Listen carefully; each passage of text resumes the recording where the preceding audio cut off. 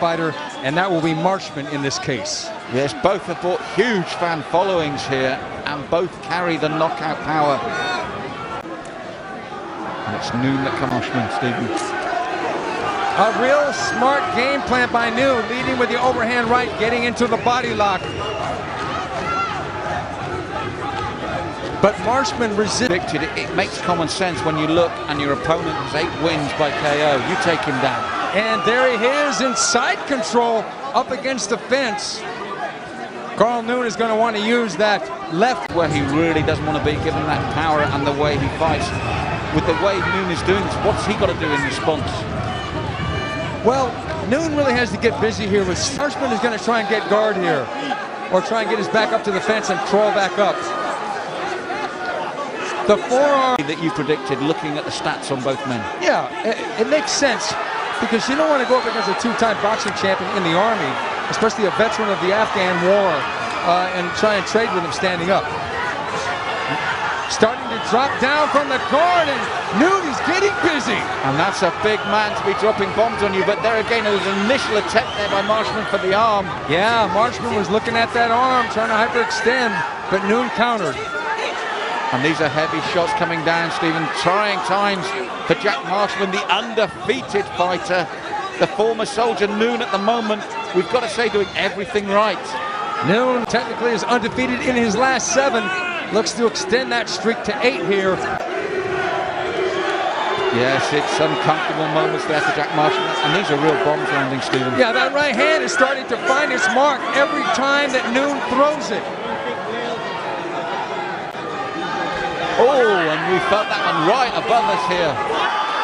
Stephen actually wins the fight, Professor, and he's seen this all over the world, but that was a big shot. These are huge right hands thrown by, unlike in a boxing match, Jack Marshman has the mat up against the back of his head, so there's no give in those punches at all. And the right hand, the left hand side of his face, Stephen, already beginning to mark up. There might be a little bit of blood there as well, as Noon comes firing in. This is turning into a one-sided beating. Has he gone for the arm again? He's going for the arm bar. Risky move, because you leave your face unprotected. And right now, Carl Noon has rarely missed with any of those punches to the head. Stephen, that left eye is swollen, it's split, it's cut already. And this is not the scenario Jack Marshman's fans thought it would be, because this is a real beatdown. But having said that, Marshman going for the arm bar. Noon has got to hop over the top and get out of there. Well, that shows you that still, despite all the beating, the man is still in there, he's still thinking. Because he's got to be spinning in his head as well. Every punch that lands doesn't help his cognitive functions. Trust me. One of the things that's impressed me about Carl Noon, he's not got carried away. He's picked his shot still, hasn't he? That's right, because we've seen so many times when a guy gets on top like this, he'll start missing shots, but almost 90% of these shots are landing. Yes, they're cold, they're calculating, and they are heavy from Carl Noon. And with a minute left of the round, it's been a totally dominant display by Noon at the moment. And Noon really content to just stay in the guard and blast away. He was only momentarily bothered by those armbar attempts, but he's got to really make sure he doesn't punch himself out. Yes, he's done everything right, and that's where I said one thing that has impressed me. He hasn't got carried away with the sight of blood there. And that left eye of Marshman is a mess. And he's crashed down the elbows as well, Steve. Marshman, if he makes it to the end of the round, they're going to have to work hard on him. But, I mean, to be quite honest, Noon has been relentless, hasn't he? He really has. Now he's using the left hand for a change. I mean, Marshman at the moment is showing great guts and resilience, but how long will Mark Woodard look at this? He must know it's near the end of the round. And there we have it. Well, after the punch, but he cocked it before the round was over. A dominant round for Carl Noon. Now, Stephen, we said how confident and calm Marshman was coming in. It certainly didn't work in his favor. Noon, for me, did everything right. Yeah, he threw the overhand right. He got the body lock. They worked up against the fence. And then eventually, Noon got on top. Marshman on the floor, side control. And then he just gave up and he just at guard and he just blasted away the whole round. That was almost a 10-8 round. So from what you've seen with this, as you said, a constant beatdown, accurate, he was economical with his punches as well. How does Marshman stop that happening in round 2? Because that's all Noon's want to go. He won't want to change that game plan, will he? No, he's got to use side-to-side movement. Antonio McKee, who's a great wrestler, Side, if you can see any, it's partly the determination and that conditioning that we talked about earlier of Carl Noon. Yeah, the thing is, the problem with a muscle mass situation like that is the longer the fight goes, become a detriment, especially if they keep standing for Noon. Now we saw his corner check. We know at the moment you can still see out that left eye. But Noon, we know what he's going for, and he's trying to work that left eye and then go down for the takedown. See, the good thing that Noon for a takedown, he's diving and punching. He has to block punches and defend at the same time, which is not an easy task.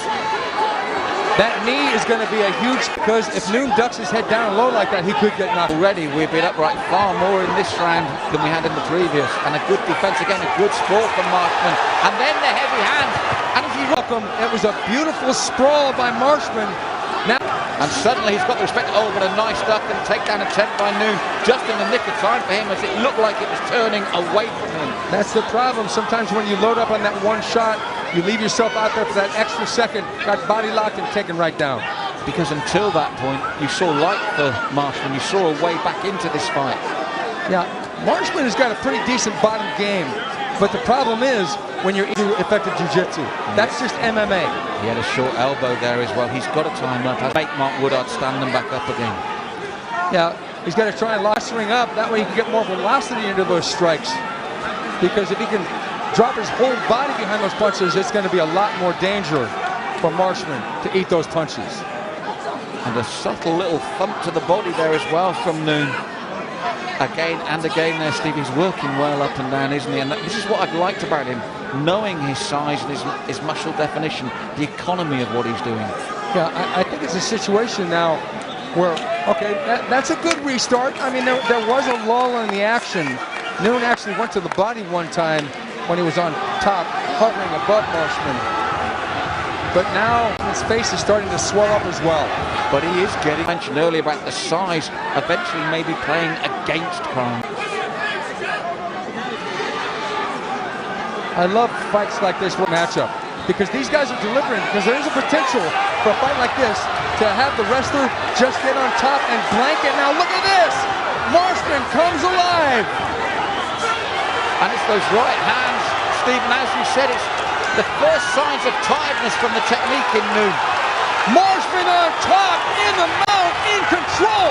What a turnaround, and he's going to get up his back here. Well, he's going to try to go through the back door, wasn't he? But Marshman's alive to it. And suddenly it's a real turnaround, Steve. I guess he doesn't like the rear naked choke because he gave up back control. He wants to end this one standing, obviously. And look at that. Carl Noon staggered there. He's getting tired. This is the problem for him. That's why I'm here with the fight professor. He's called it. He's tiring very quickly now, Steve, and he will now be susceptible to the bombs of Marshman. Yeah, now listen. The body language of Carl Noon is not a good one to be in, because should he not get Marshman down, he's going to be in big problems for punches and kicks while standing. And there's a real tiredness to that takedown attempt. Both men putting everything into this fight. There's that body language you mentioned, Stephen. When you put your hands on your knees, you're saying, hey, guess what? I'm fatigued. Oh, the right hand straight in, but Marshman took an uppercut as well. What a slugfest this is now turning into. But you feel the balance of power with that tiredness. He just falls down. He's on the verge of being finished here. His gas tank is almost empty, running on fumes. There's under a minute left, but these are really desperate times for Carl Noon. It's all Marshman, and look how he just rolled over there. Marshman has to just relax here, pick his moments, try and get position, and pick his shots. He might want to start throwing elbows, though. Because his body language, Steve, is saying this is over. Look, he's saying this is over. This one's really close. And our referee is talking to Noon. It's got to be intelligent defense. Well, what a second round turnaround. And listen to the response from that turnaround. It was like a lunar eclipse. You saw the sun 1 minute and then you saw the other side, the other and that round was all Jack Marshman. And let's put it in perspective. You said the one concern for Noon was when if he didn't put him away like that, the cardio, the gassing, we're seeing the results of that here, aren't we? Well, we saw the takedown attempt, and that was unfortunately, Noon is getting very sloppy on those takedowns. And it's because he's running out of gas. Well, what a turnaround and what a second round.